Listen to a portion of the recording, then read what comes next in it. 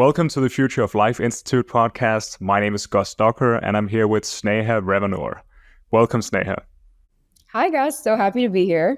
Yeah, so you're the founder of Encode Justice. Tell me a bit about that. What is Encode Justice? Why did you found it?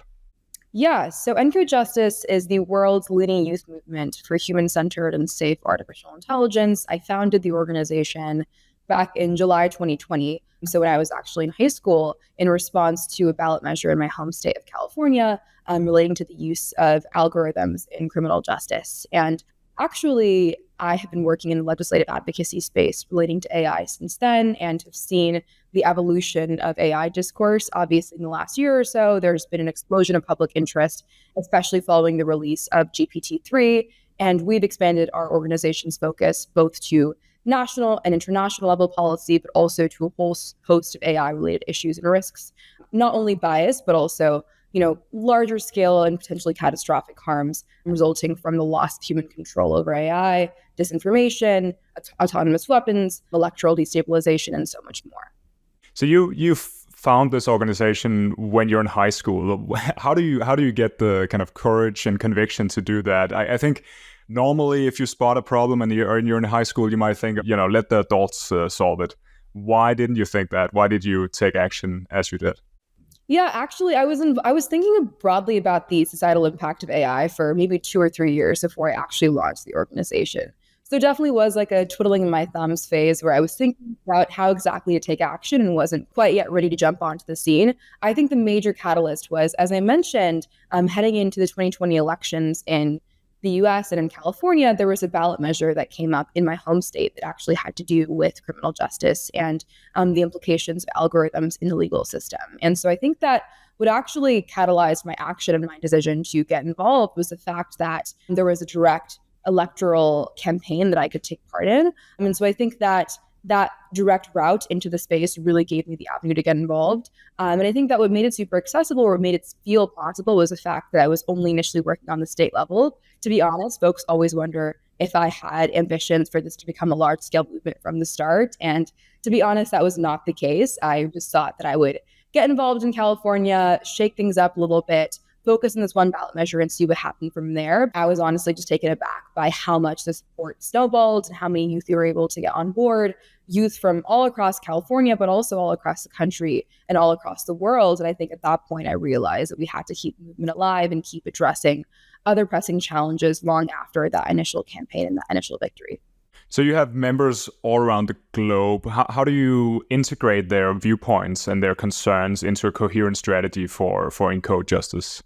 Yeah, that's a great question. So you're definitely right. It's difficult sometimes. And, we also represent almost 1,000 young people. One thing I do want to point out is that young people are not necessarily monolithic. And I think that we act as though there's one sort of standard youth viewpoint or one set of beliefs. But in reality, we have a lot of ideological disagreement and we have lots of policy disagreement. There are tons of disputes that we have internally about how exactly to approach certain issues, and that comes from varied lived experiences and varied backgrounds and varied areas of expertise. But what I think we really do best is we try to govern as democratically as possible. So our leadership team, we meet quite regularly to discuss these issues, and we will take votes on legislation that we should endorse or not endorse. We will kind of convene youth within the organization for internal meetings and town halls to facilitate discussion around certain issues. And I think that through that process, we were able to come to a conclusion on what to endorse, what not to endorse, and how exactly to position the organization publicly. But I think that there definitely is quite a bit of work that goes on behind the scenes, as would naturally result from having an organization that has 1,000 members. So in the journey of founding and running Encode Justice, what are some of the most surprising lessons you've learned? Yeah, I think there are a ton of surprising lessons I've learned, actually. The first one is, honestly, I think coming into this, just most of what we've accomplished in the last couple of years, I would not have thought was possible on like a general institutional level before I got involved. I would not have thought that we would be advising the White House on AI policy issues. I would not have thought that we'd be partnering with an organization like FLI. I would not have thought that we would be advising stakeholders, across the board, both in the US and internationally. I think that there definitely were almost imagined barriers that I had in my mind when I thought about how to access arenas like that. And I think that what I've realized is it's actually a lot more possible than I initially realized. And I think the reason for that is because there's so little youth engagement in the space that we're kind of able to emerge as a go-to or youth voice on these issues, which allows us to more closely engage with and consult these stakeholders. And so I think that definitely recognizing just the scope of what's possible here has been a huge realization, and it's really allowed me to keep pushing and to keep us going forward in our various efforts. So I think that's definitely the first realization I've made. The second one, I think, is that there's a lot more internal factionalism in the AI community than I ever expected. And I think that coming into the movement, I was mostly involved with the ethics community and still am quite involved with the ethics community. And I think that I didn't necessarily realize there was a burgeoning safety community.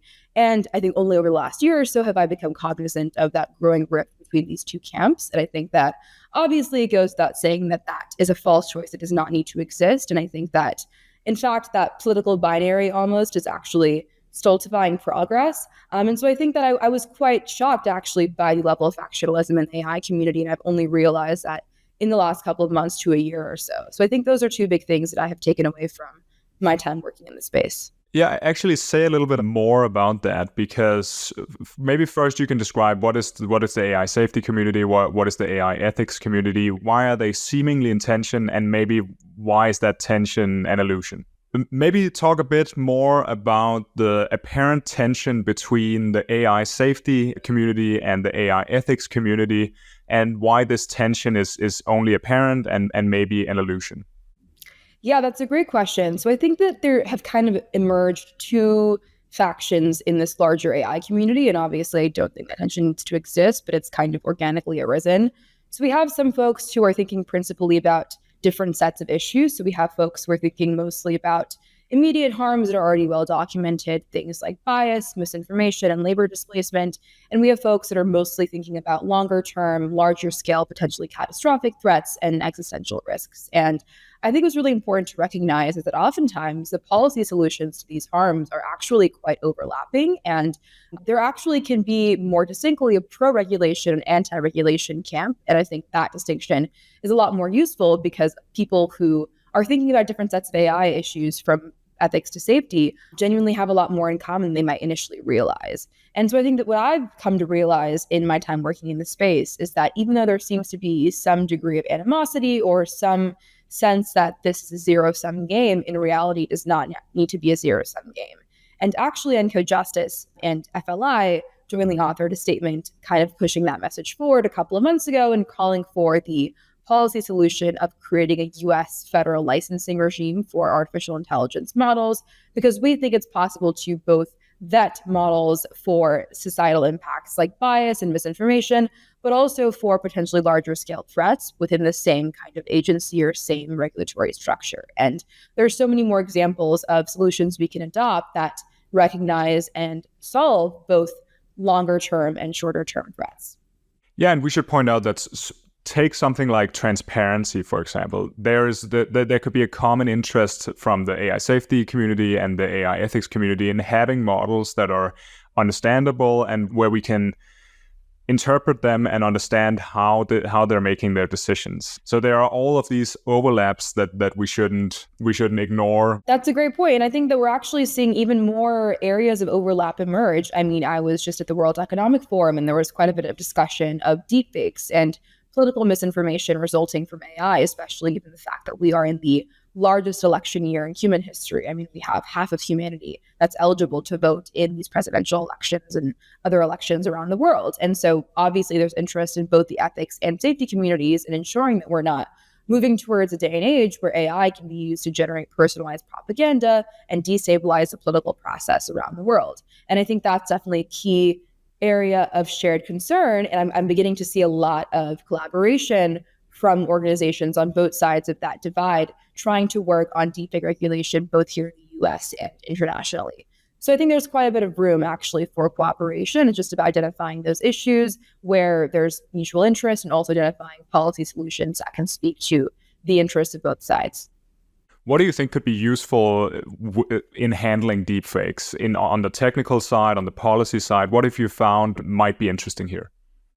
Yeah, that's a good question. So actually, we just signed on to a letter and have joined the coalition led by FLI and Control AI around really creating liability at every step of the way and creating liability for every node in the supply chain, from development to the end users, because we think it's critical to ensure that there is criminal liability and there are penalties for creating and disseminating deepfakes. We've seen the implications already in revenge porn. We've seen the implications already in politics. I mean, for example, 2 days before the Slovakia parliamentary elections, there was a faked audio recording of a major party leader outlining his plans to allegedly buy votes. And because Slovakia has a policy where the media can't weigh in on political matters so close to the election, the recording could not be debunked and that party lost. And there are concerns that the election outcomes could have been distorted by the deepfake that circulated. So we're already seeing implications in politics. We're obviously seeing heightened public anxiety following the Taylor Swift deepfakes case. There's so many examples, and I think that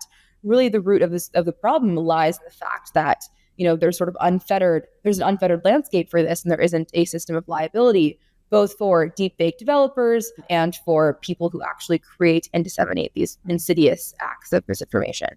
There was also a case recently of a deepfake of Joe Biden's voice calling likely Democrat voters and telling them not to vote and that their vote would be useless and so on. So this is, as you mentioned, a lot of people are voting quite soon. Half of the world is voting quite soon, and so this is something that's quite urgent. And again, there's an overlapping interest from both communities. How do you think about balancing free speech with handling the potential problems from deepfakes?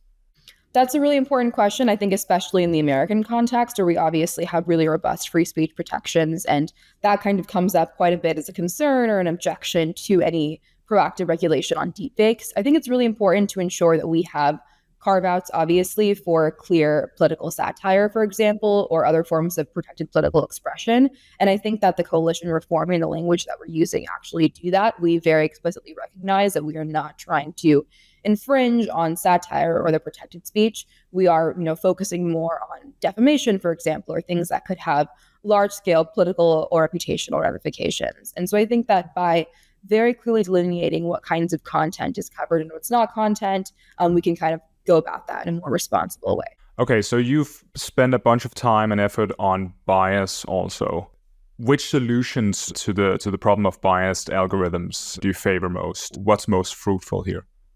Yeah, I think the solutions are both technical and regulatory. So I think that from the technical end, there has been a growing body of research being done on potential fixes to algorithmic bias, measurement techniques for algorithmic bias. Obviously, it's sometimes hard to translate these abstract notions of fairness into things that computers can understand, but there's been a lot of progress on that. So I think just continuing to incentivize public and private actors to do research on how to ensure that algorithms are more unbiased and how to ensure fairness and sort of ensure that across protected groups and protected characteristics, algorithms are treating everyone equally. So I think there is a technical piece there, but there obviously also are key political solutions. So I think that the first one is mandating publicly available and comprehensive impact assessments for algorithms. And again, this is an area where I think that it does not necessarily speak to bias alone. It actually would allow us to address a full spectrum of AI risks. And I think that this could go hand in hand with the licensing regime, where developers have a burden to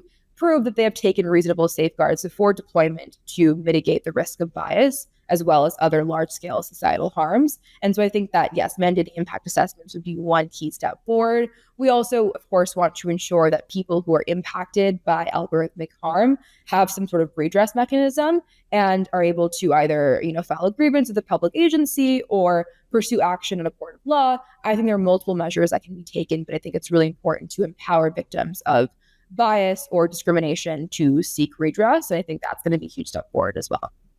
I think something where both political groups in the US, both political parties could potentially agree is on the issue of limiting what the government can do with AI models, and specifically limiting how decisions can be made without human impact. And so I think there would be an interest in starting with limiting the actions of the government. That's something that the right is traditionally interested in, and the left is traditionally interested in avoiding bias. Do you think there's some sort of agreement there between the two political parties in the US? Yeah, actually, what's really interesting is that AI is not as partisan as a lot of other policy issues are. In our experience working on legislative advocacy here in the U.S., we have been able to garner support from both sides of the aisle on very similar issues.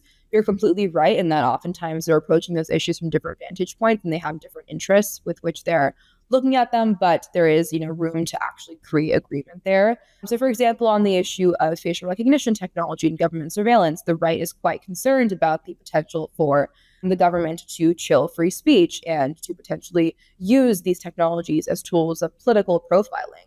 The left is obviously concerned about the impacts on social justice and the potential harms that could result from discrimination and misclassifications. And so I think that even though there might be different lenses with which they're approaching the issue, there is some shared interest nonetheless in the bottom line of regulating facial recognition technology and other forms of public surveillance. So I think that's just one example, but there are so many more examples of issues where there is kind of mutual agreement that could sometimes stem from unexpected places. How important do you think it is to have a human in the loop? So say you're making legal decisions on the basis of an algorithm, for example. How important is it to have a human check that decision, check whether that decision is actually fair and based on sound reasoning? The reason why we're interested in using these automating systems is because we want to save money, we want to save time, we potentially want to correct for human bias. And so how should we think about maintaining a human in the loop in these decisions? Yeah, I think it's incredibly important to maintain human control. And I think that's important at every level of algorithmic decision making, that we have some sort of human input and human oversight, and that, these algorithms are not empowered to make decisions autonomously that could change people's lives without really any checks and balances there. At the same time, though, we have to recognize that that itself is not a guarantee of anything, because oftentimes psychologically humans are wired to maybe place some more weight on the outcome of an algorithmic system, just simply because we have this view that algorithms are objective or, scientific or neutral. And so oftentimes, even that, system of checks and balances can function in a way that is somewhat illusory. And you might end up being in situations where humans don't override the results of an algorithm that are so obviously skewed simply because they are biasing those results because of the psychological phenomenon of automation bias. And so I think that we have seen instances of that, and that definitely remains a risk. But of course, in general, it's always preferred to have a human in the loop and to ensure that there is some mechanism for human oversight and intervention. And, in situations where algorithms are entrusted with rights impacting decisions or large scale or high stakes decisions, whether that's granting someone a job or putting someone in jail or surveilling someone, there really, really needs to be human oversight at the very least. Do you think humans and algorithms in combination could be better than either algorithms alone or humans alone? So maybe the humans can correct for the potential flaws of the algorithms, and the algorithms can correct for the bias that all humans have. So maybe there's a win there for justice and for fairness. Yes, absolutely. I think it's about recognizing that these AI tools are fundamentally supplements and should be used as supplements. But I think that in combination, these two groups can work together in ways that are beautifully complementary and can actually be mutually beneficial. And I really do believe that we can develop AI that is in service of humanity and that augments human potential. For example, I see so many ways that we can design solutions in AI, personalized education, personalized medicine, that helps uplift human potential and human capabilities and kind of augment what we can do as a species, while of course not entirely displacing the kinds of work and responsibilities that we already have in society. So I think there are so many examples of ways that we can use machines to elevate what we're capable of as a species, as opposed to building towards our replacement or building towards us being superseded by machines. When you're thinking of taking positions on issues at Encode Justice, how do you think about taking advice from older people? Thinking about mentorship, for example. Think about who you should listen to, because it seems that there's a trade-off there where if you listen too much to kind of the established, maybe older people in the space, then you're not really bringing anything new to the table. But if you're coming up with entirely new ideas with no input from the existing expert community, you could call it, then those ideas might be misguided. So how do you balance taking advice and bringing new ideas to the table? That's a great question. So I think we do quite a good job of this. We try to maintain connections to the expert community because we recognize that obviously AI is quite a technically complex issue. And oftentimes to weigh in regulatory debates and regulatory conversations, you have to have a certain breadth of expertise there or knowledge of the mechanics of these algorithms. And so, for example, it's difficult for us to have any credibility when we're coming to the table and saying, the US government should set a compute cap at X number of flops. And, we obviously don't necessarily have the credentials or the expertise to issue that limit or issue that recommendation on any non-arbitrary basis. Whereas in consultation with experts, we can actually come to a more informed conclusion there. So I think that definitely is about striking the balance of ensuring that we are bringing our lived experience to the table of, having grown up around social media algorithms, for example, having grown up in schools that are increasingly heavily surveilled and kind of bringing that perspective to the table, while also conceding that oftentimes on the technical particularities or on, when we're actually getting into the weeds of legislation, it's really important to also defer to experts who have been working in the field for many more decades than us. So I think that we kind of view ourselves as the connective tissue almost between governments and between the expert community. And we believe that we can take some of the ideas that experts have been talking about for a long time and build more political energy and enthusiasm around those. And I think that is the primary value add that we can offer as young people who have that grassroots energy and have that people power and are able to mobilize en masse. And also given the fact that we have a grassroots chapter network to kind of support the work that we're doing. So you mentioned school surveillance. What are the pros and cons there? And maybe describe the situation of school surveillance to people who might not be American.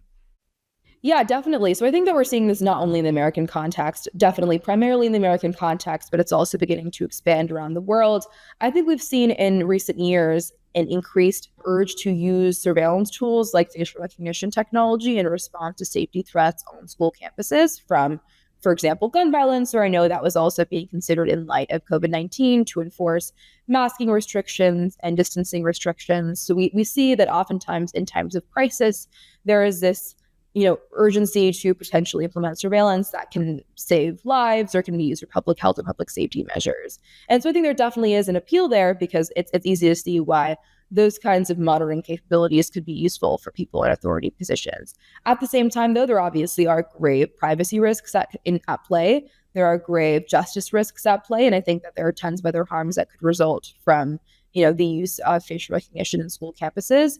For example, Sandy Hook Elementary School was a site of a deadly national tragedy here in the US, and I think what's really horrible actually is that the same elementary school that was the site of that tragedy, Sandy Hook Elementary School, actually installed facial recognition cameras in recent years as a protective measure against school violence. And what actually ended up happening was the feeds from these cameras were breached in a large-scale hack of the company that they have contracted from. And not only were feeds here compromised, tons of other clients of this company were also compromised. And so you literally have young children's faces who are in the hands of hackers who are able to gain access to these feeds. And so I think that definitely is a striking indictment almost of this rush towards surveillance where, in this case where we're trying to implement these tools as a response to crisis, as a response to violence and harm, we're actually introducing new and unforeseen safety and privacy risks in the process. And so I think that's just one example, but there's so many more examples of that. I definitely see that as one of the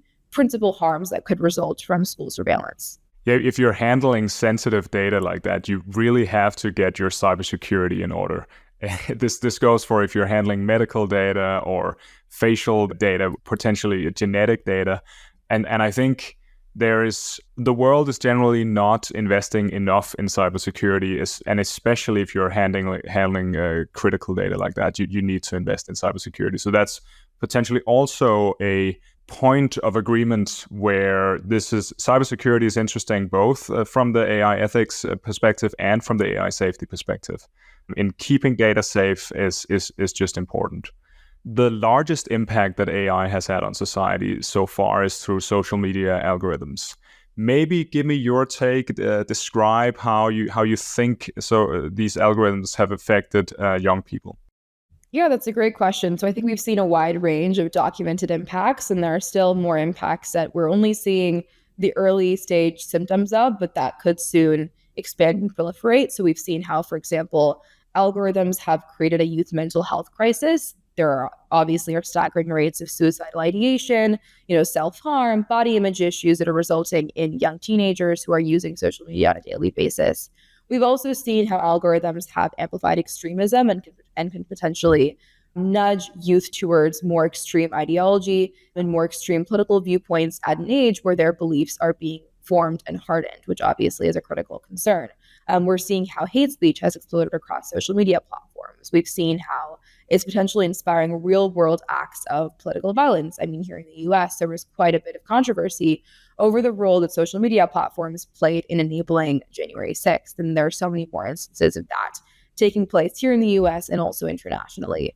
So I think that those are some of the harms we've come up against. Mental health, of course. We've also seen extremism. We've seen the direct political implications. We've also seen how misinformation has exploded. And I think that, again, because young people are at a stage in our lives where our beliefs are especially vulnerable to being formed from online exposure, and where we're not quite yet able to discern fact from fiction and aren't quite yet able to navigate, the digital sphere, I think that we are especially vulnerable. Not to mention the fact that we obviously just are the demographic that uses social media the most and thus are the most vulnerable.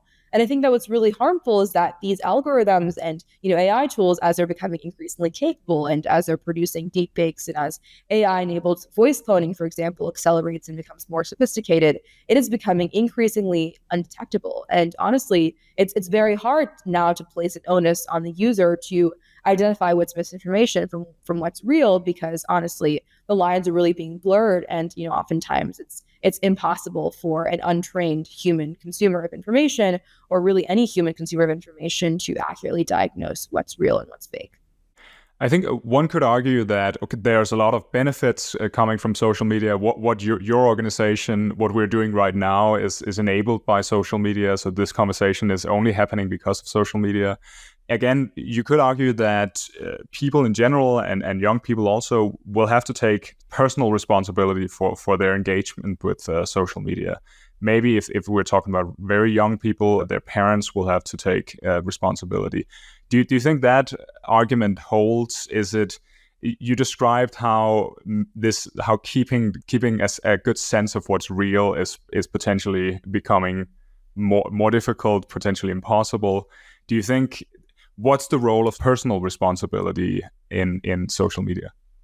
There definitely is room for personal responsibility, but I wouldn't outsource the blame from companies to individuals, because what's important to recognize is that these companies know they are pushing out a product that is addictive, and these algorithms are designed to maximize and produce addiction. And so oftentimes it can actually generate that kind of dynamic, and can be hard for users to separate from the platform, simply because the platform is designed to kind of keep them hooked and to curate content that will, keep them on the platform for as long as possible. So I think it's actually a lot harder than it seems for users to kind of break free and to make those responsible personal choices, even though obviously theoretically that would be great.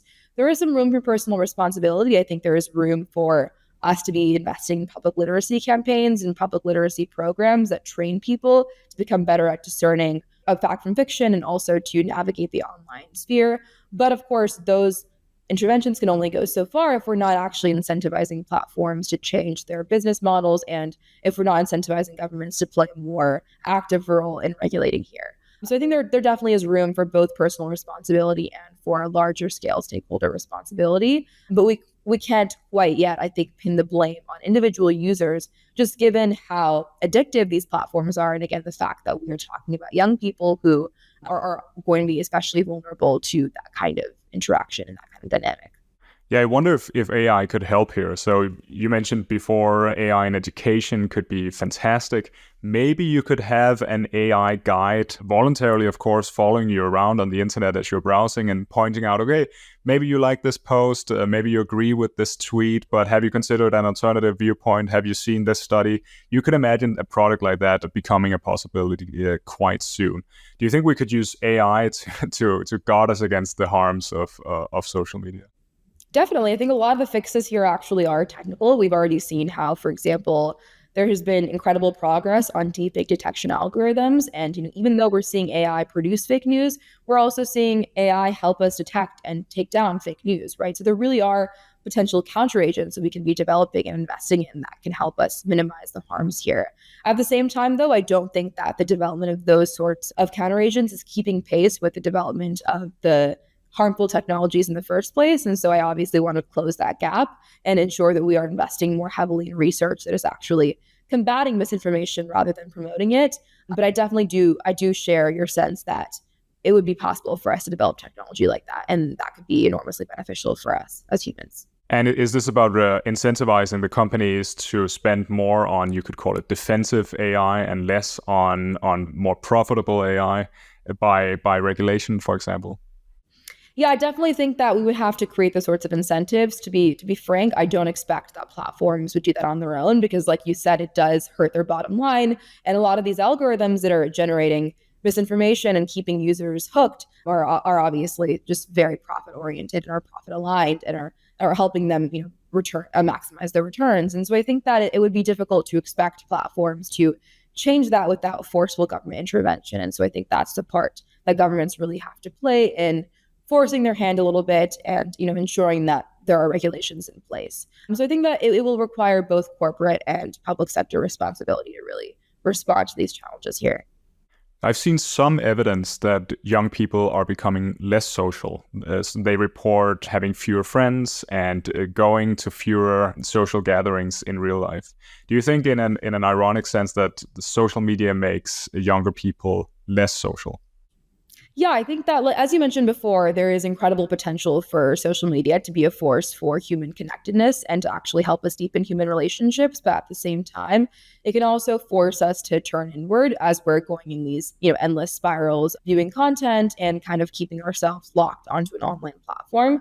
I think what's also especially concerning is that we are seeing the rise of human-like conversational AI that is uniquely capable of, exploiting people's attention and trust and emotions. We are seeing chatbots embedded in these platforms that young people are increasingly viewing as friends or even romantic partners, taking the role that real humans could play in their lives. And so I think that, whether it's a mental health crisis they're navigating or they need situational advice, or they need academic support, they're increasingly turning to, large language models, to conversational AI, to chatbots in place of real life humans, be it friends or professionals or family. I think that is an incredibly concerning shift that will lead to a generation that is more lonely, more isolated, more disconnected from human society. And I think it's definitely possible that we can actually develop chatbots that enhance young people's abilities to converse and to socialize and to build human relationships. But I think that would require a fundamental reimagination of how these tools are designed, because I think right now they are bordering on, complete anthropomorphic behavior that is actually nudging young users to view them as replacements or alternatives rather than supplements to human interaction. Yeah, and this could also be degrading for social skills in general. If you're interacting with a chatbot that's lifelike and pleasant and non-irritating and always helpful, and it's there's no friction as there are with real human relationships. And so maybe you aren't training your social skills to the same extent when you're interacting with these chatbots. Yeah, I definitely agree. I worry how this might impact the next generation's conflict resolution skills, for example. I think obviously if you're always speaking to a chatbot that's telling you exactly what you want to hear and you're not necessarily engaging with those real world scenarios and those frictions that might result from real world relationships, I worry how that might impact the next generation's ability to resolve conflict, to have disagreements, to speak to people who have, different viewpoints. I think that if you're just talking to a chatbot that is mirroring your behavior and is obviously learning from what you're saying to, tailor a maximally enjoyable experience for you, I think that could be harmful because obviously that's not how humans operate in real life. There's also something problematic around the interests and incentives here. So if my best friend is a chatbot, that chatbot is trying to generate profit for the company running the chatbot. And so while I'm sitting there thinking about, I'm having such a good time talking to my friend, and the chatbot is trying to get me to purchase a product or trying to get me to upgrade the package to get the expanded version or something like that. There's something I would feel at least kind of deceived in a sense if I thought that this chatbot cared about me, but what it's actually doing is trying to generate profit. Exactly. I think that's a huge point. The incentives there are completely misaligned. And I think that is actually going to be devastating for a lot of young people when they realize this chatbot they've formed this supposed connection with doesn't actually have any interest in forming a connection with them, isn't actually able to genuinely exhibit empathy, isn't actually able to genuinely care about them, store information about them, get to know them on a deeper, more personal level. And I think that, obviously it's able to simulate those real life interactions and simulate those kinds of conversations that might play out in the real world. But, as you mentioned, the incentives are misaligned. And I think that I worry how young people who have really developed chatbot dependence will react or how they will be impacted when they realize that they are being deceived. What about people who might have trouble forming relationships with other people, with other humans? Maybe these chatbots could be a lifesaver there to have something, even if it's simulated, even if it's not as good as the real thing. It might be good to just have something to talk to if you're a very lonely person or a very depressed person. Do you see a case for chatbots being a good thing in that scenario? I definitely think there is room for potential there. I think that it's possible that these chatbots can actually serve as a supplement that actually help people enhance their social skills rather than replace human interaction. But I think that will, again, require a fundamental shift in how we're even thinking about and conceptualizing and designing these chatbots, because right now they're being designed to kind of act as replacements. They're being designed to be as human-like and anthropomorphic as possible, and that is kind of coming at the expense of real-world interaction. So I think it's possible, but they're just not being designed that way right now. I think one thing we could do here is to say that AIs should identify as AIs. So we shouldn't believe that we're interacting with a human when we're actually interacting with an AI. That seems to me a bit of a no-brainer. Would anyone oppose that? Would anyone have an interest in keeping the AI pretending to be a human? That's a good question. I think it's not so much about the interest in keeping the AI pretending to be human. I think it's the difficulty of actually creating those indicators in a way that is clear and conspicuous and interpretable to users. People, for example, have been talking about watermarking for deepfakes for a long time, but it seems as though, as deepfakes become progressively more and more advanced, it becomes easier to remove those watermarks. And, we're already seeing, quite a few workarounds that developers can use and end users can use to kind of strip away that information and make it so that the original source model is impossible to trace down. And so I think that what we're actually seeing is that a lot of those mechanisms we're creating can be very easily circumvented. And that applies to watermarking, that applies to a lot of other forms of disclosures. And I think that that's kind of what the primary area of concern is. I mean, even if users know they're interacting with AI and not with a human, that does not necessarily mean that, they are going to trust or rely on that tool or that machine any less. And in many cases, they might continue to operate exactly the same way. So I think that oftentimes it has to do with how the humans themselves receive the disclosures. It has to do with the feasibility from a technical standpoint of creating those disclosures in a way that can't be removed or manipulated by rogue actors. I think there are tons of factors at play here, but I think that in terms of objections to those kinds of disclosures, that is kind of what I've been hearing. Yeah, I agree with you on the technical watermarking. I think from my impression of the literature is that this is a battle that the pro watermarking side is losing. If we're talking about watermarking text or images, for example, we are probably not going to be able to do that in a way that cannot be overwritten or changed later on. But if we're talking about chatbots in general, I think there it would be if a company is running a chatbot, it should be easy to clearly label that chatbot as a chatbot. Say if it's interacting with you through a messaging app or through a website or something. I think that's an incredible first step, but of course it's not enough on its own. I mean, we have ChatGPT repeating in every statement, as a large language model, blah, blah, blah. And that does not mean that people are interacting with ChatGPT less or are trusting ChatGPT's outputs less. I mean, it might have some impact, obviously, on how people perceive its outputs, but at the same time, there still is some degree of trust, and there maybe is some perception of reliability, despite that constant reminder and that continuous reminder that it's a chatbot, right? So I think we definitely want to see those kinds of indicators, but I think that it's honestly about improving the way that humans interpret and perceive those disclosures. I think might be the more important area to work on. Yeah, so you think this reminder that you're interacting with a chatbot actually won't matter because you will just forget it and it'll become something that you just click, a bit like the terms of service for something you're signing up for. At least I publicly admit that I sometimes don't read all of the terms of service, right? And so you would also maybe just accept that this is an AI chatbot, but then forget it 30 seconds later. I'm hesitant to say that it doesn't matter because I still think it is an important step in the right direction. But I do agree that, as these chatbots become increasingly ubiquitous, it might become the next, privacy policy or terms of service that we're just, clicking the box and not reading. Deepfakes is a part of a larger degrading informational environment in which it's becoming more difficult to distinguish between what's true and what's false. This is a combination of social media and AI-generated content.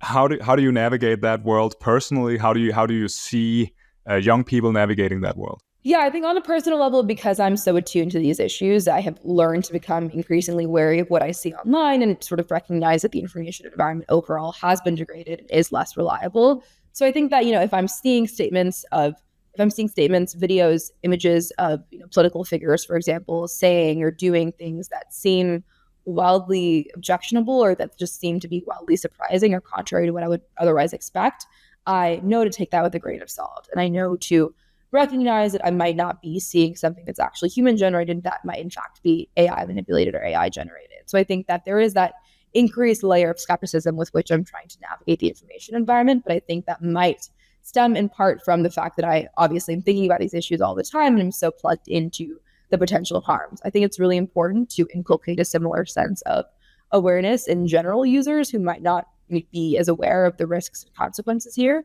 And I think that is why there is some importance that we have to place on public literacy and really on investing in the sorts of media interventions that will train people to be critical consumers of online content.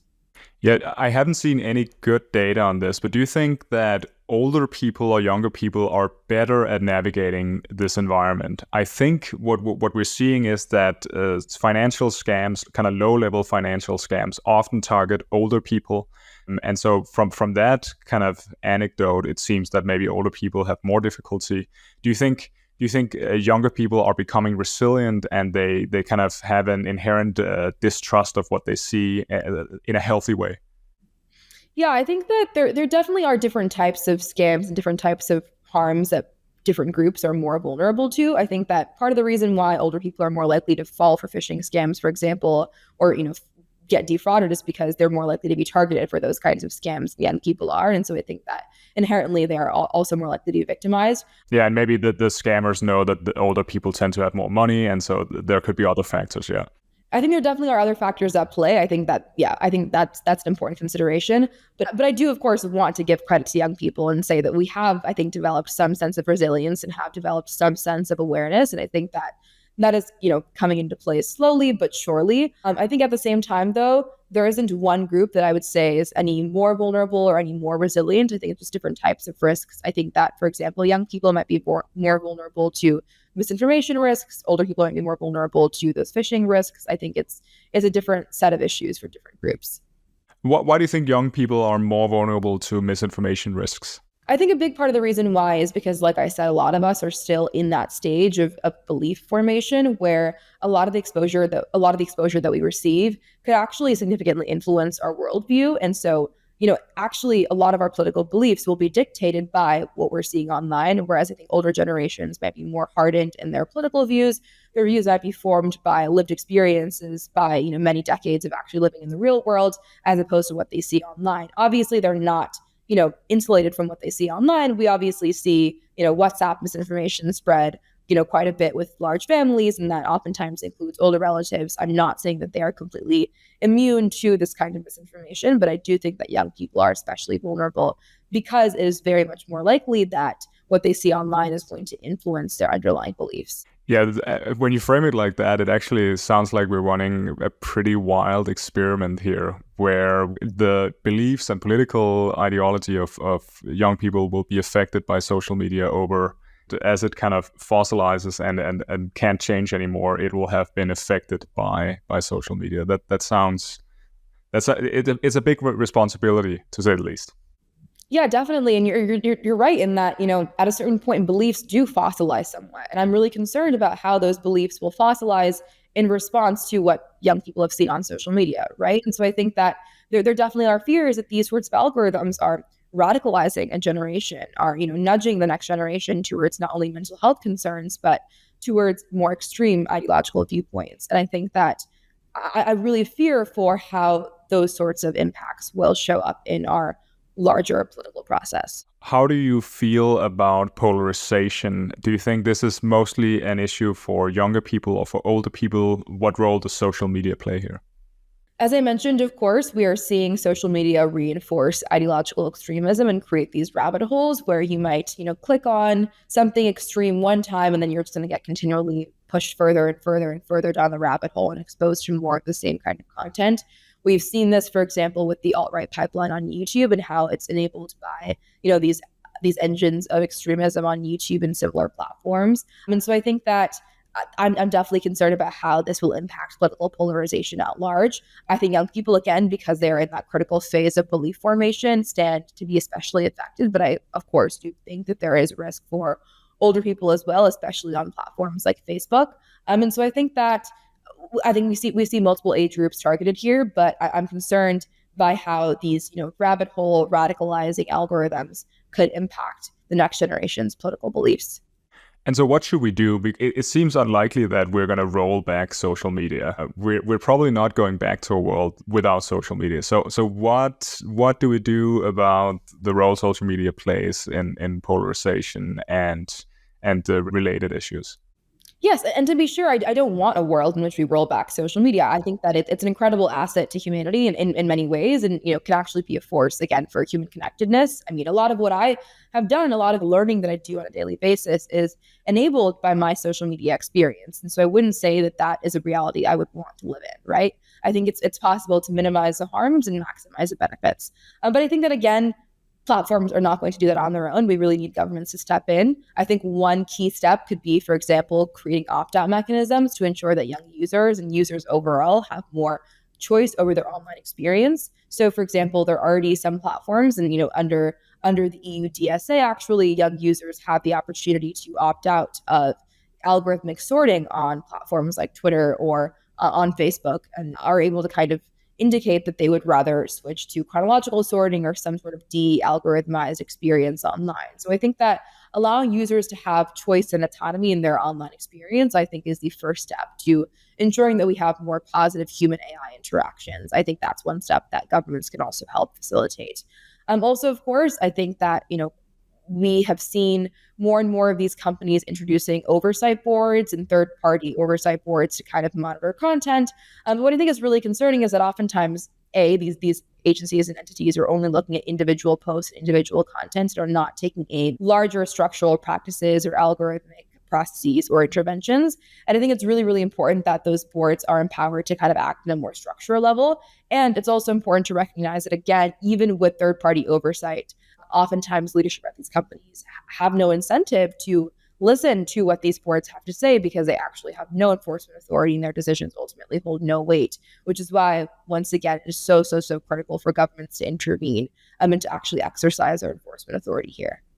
Yeah, it's also technically possible to offer a selection of algorithms. So say you are interested in having a Twitter where you get more scientific research and you get criticism of scientific research, or say you want a Facebook that's only about your kind of immediate social circle and your family and so on. Again, I think the critical question there, as you also pointed out, is whether offering that selection of algorithms is in the interest of the companies that own these services.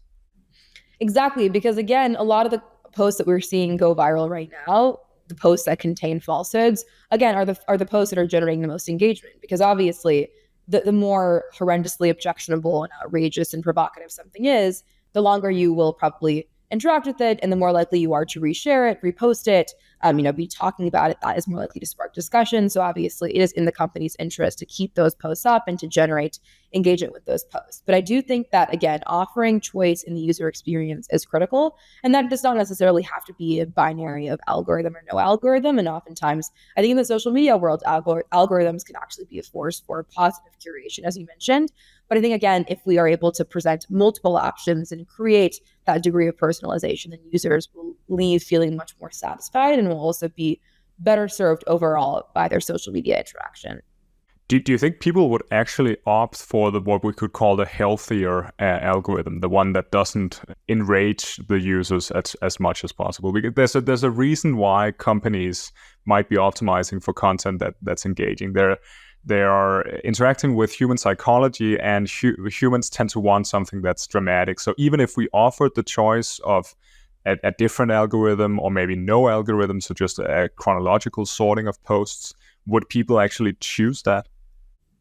I think that's a good question, and I think that it's definitely a concern that's valid. And I honestly, I couldn't tell you that I believe that a large portion of people would opt for that healthier alternative because, again, even if we know in theory that it's good for us, psychologically, we prefer to engage with content that is provocative and oftentimes can generate more discussion with our friends and our family when we're seeing these posts that trigger our emotions or our political viewpoints more.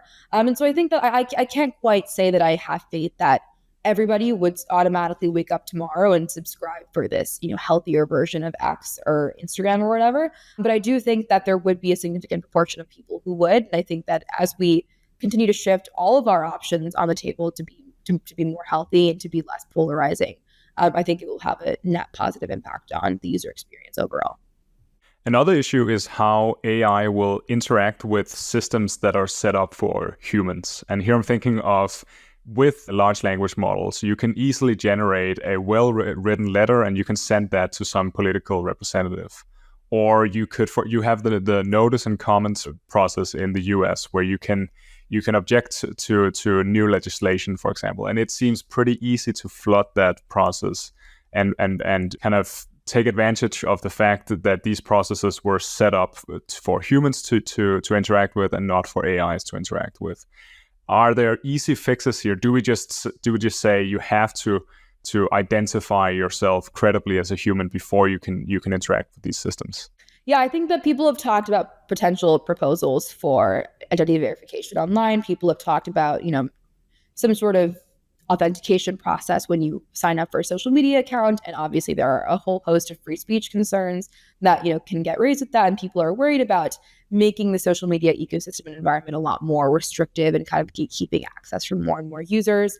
To be honest, I'm still figuring out where I stand on what that verification process could look like. But I do think that there is some need for obviously stronger authentication measures. And I do envision a scenario. I share your fear that, we could have those sorts of collective redress or collective petition or grievance mechanisms being just flooded or exploited or undermined by AI. And just in general, we're seeing all of these processes that are designed for humans being potentially exploited and hijacked by AI. And I definitely do see harms that could result from that.